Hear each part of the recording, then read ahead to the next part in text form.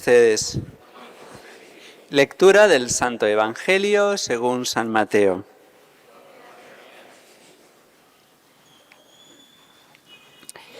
La generación de Jesucristo fue de esta manera.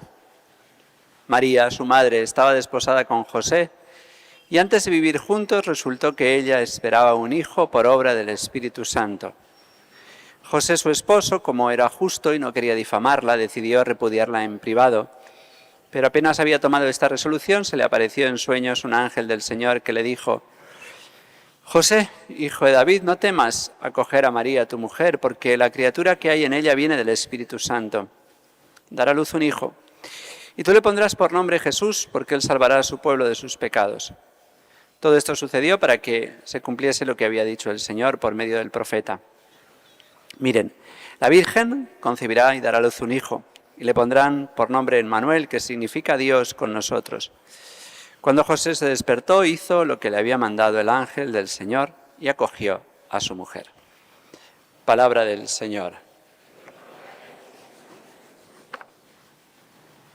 Per evangelica dicta, leantur nostra delecta.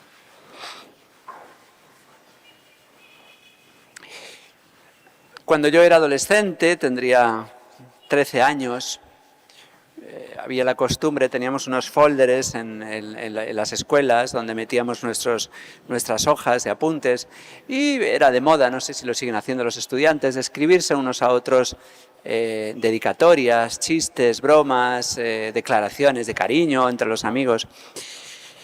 Y vi como una compañera mía le escribía a otra la siguiente frase: la virginidad es una enfermedad, vacúnate.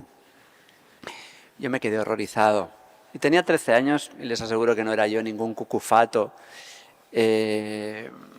Pero me dejó muy triste ver, y seguramente era una broma, no creo que de verdad tuvieran prisa estas muchachas, porque entonces no estaban tan mal las cosas como ahora, no existía la pornocracia que hay ahora, los jóvenes no estábamos tan profundamente, porque no existía el internet. Tenía compañeros que veían pornografía, pero les era difícil porque tenían que ir a comprar la revista, esconderla de sus padres. Pero bueno, pues ya, por desgracia, ya se veían muchas cosas. Pero no era lo de ahora. Y me quedé muy entristecido de ver cómo se bromeaba sobre algo que para mí ya entonces era algo muy importante. La virginidad. Me habían enseñado a concebirla como una puerta muy importante que teníamos a la entrada de nuestro corazón, de una parte de nuestro corazón que no se le entrega jamás a nadie hasta que uno está muy seguro de que nadie la va a herir. Es como si en lo más íntimo de nuestro corazón tuviéramos la parcela más hermosa de nuestro jardín, que solamente se le entrega una vez en la vida a una persona y para siempre. El cristiano esa parte se la entrega a Dios, siempre, siempre. Con mucha frecuencia a través de un esposo o de una esposa, y esa entrega se manifiesta también con la expresión hermosa de la sexualidad, porque es hermosa cuando es verdad, es terrible cuando es mentira. Y por eso a mí me entristeció mucho esto y me hizo pensar, porque bueno, hoy se valora, bueno, hoy no se valora nada, pero la virginidad normalmente es un atributo que se piensa más en las mujeres. Es verdad que en las mujeres además la naturaleza les da un sello físico de la virginidad, pero esa puerta existe en el corazón del varón y en el corazón de la mujer.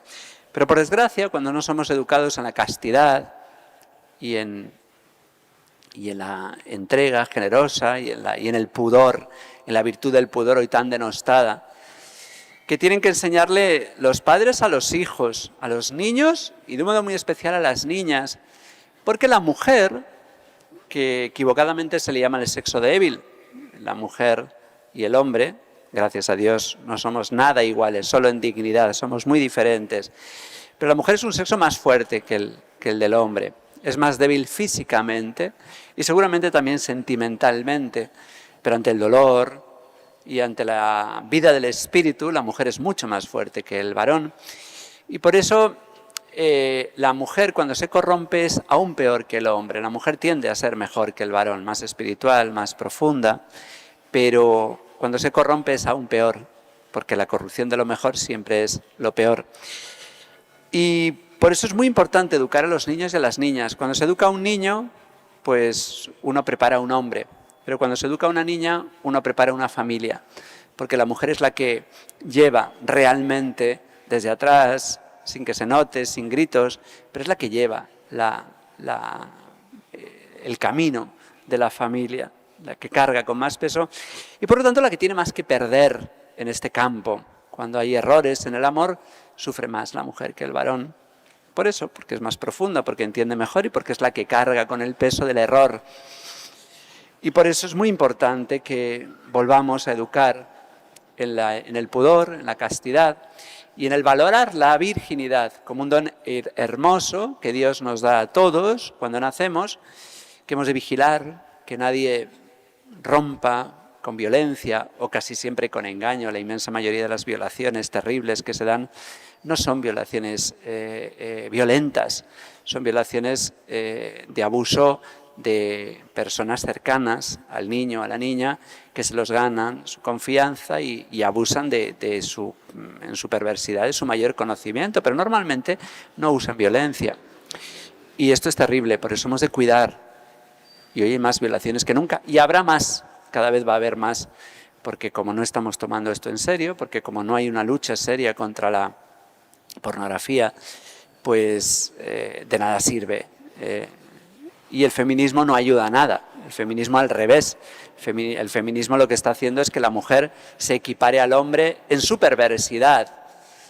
Las feministas odian la virginidad y además odian la maternidad. Y por eso odian diabólicamente la mejor defensora de la mujer y del varón, del niño y de la niña, del joven y de la joven, que es María Santísima, que tienen sí esos dos atributos. Y por eso las feministas, cuando terminan sus orgías, sus no sé cómo llamarlos, sus aquelarres satánicos, sus gritos, no acaban en las municipalidades, no acaban en los gobiernos, no acaban ni siquiera en los templos evangélicos, acaban en las iglesias católicas, porque saben que aquí está el templo de María, que es la única que puede devolver esa pureza, esa limpieza, esa nieve que nosotros anhelamos en nuestros nacimientos, porque aquí no conocemos la nieve, la tenemos muy idealizada, y la nieve pues tiene esa belleza. Incluso nosotros que no tenemos nieve en esta parte sur, en este hemisferio sur de la Tierra, pues nos gusta mucho ver todas esas imágenes de la blanca Navidad. Y es que la nieve tiene toda una simbología, y es ese don del cielo que promete agua y fecundidad, aunque al principio es dura, porque la nieve cuando cae hace la vida dura, pero es promesa de vida.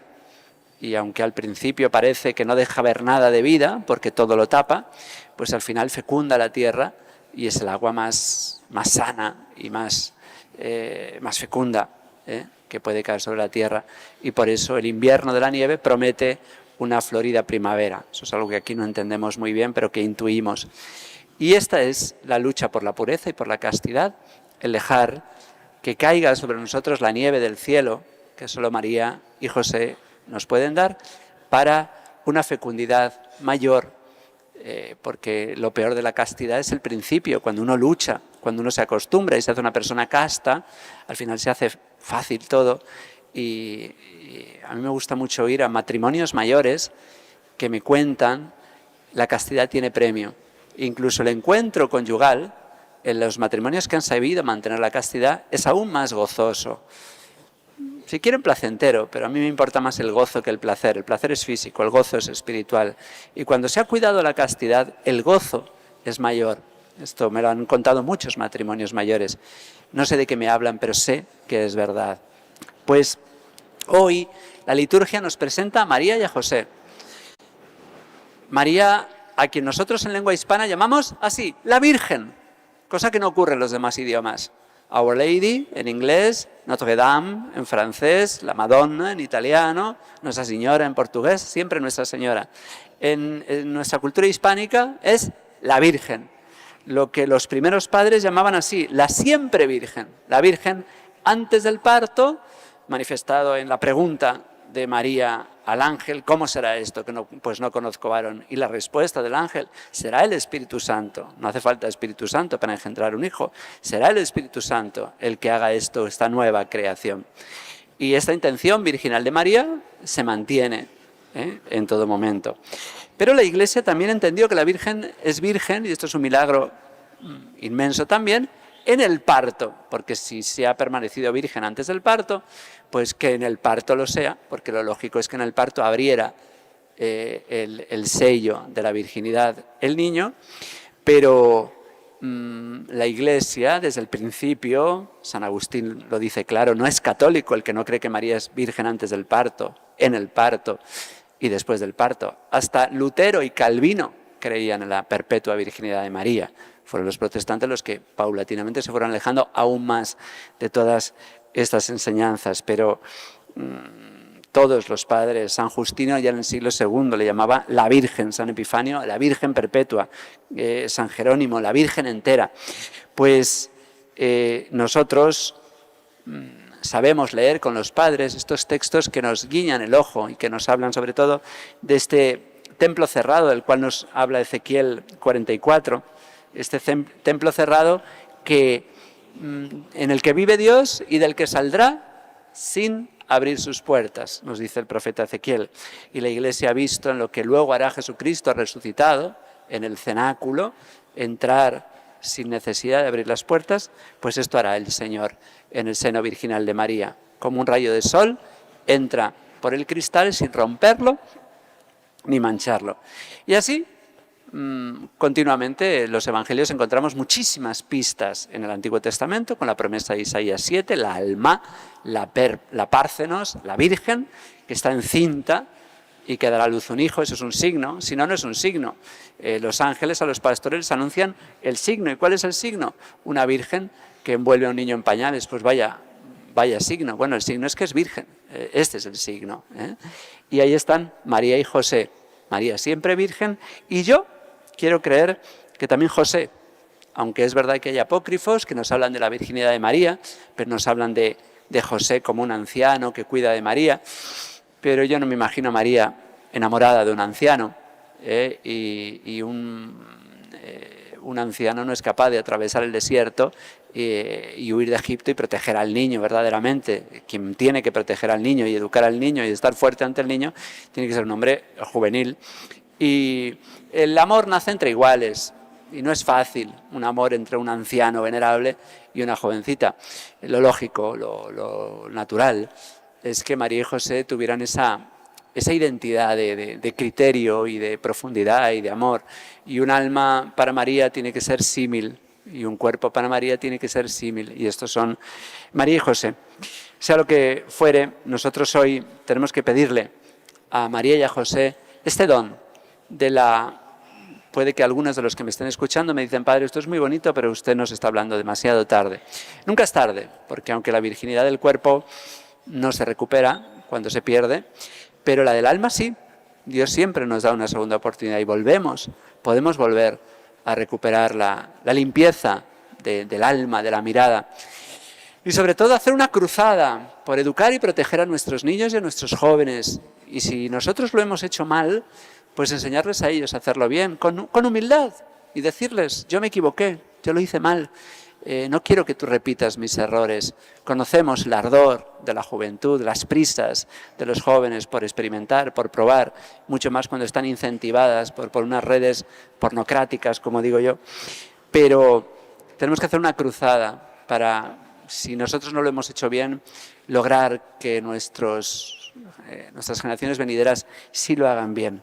Y pedir para eso esta nueva creación, la ayuda de María y José, y que esta Navidad sea un auténtico derramamiento de la nieve que nos vuelva a hacer blancos, que nos vuelva a hacer limpios, que nos devuelva la mirada del niño puro, limpio, que no conoce estos problemas y estas dificultades. Así son los niños y así deberíamos seguir siendo nosotros, como niños, inocentes, sabiendo mirarnos los unos a los otros a los ojos, que es donde nos tenemos que mirar, porque es lo único que no envejece, porque es lo único que realmente enamora porque los ojos son la ventana del alma, y así hemos de aprender a volvernos a mirar unos a otros para querernos siempre. Que así sea.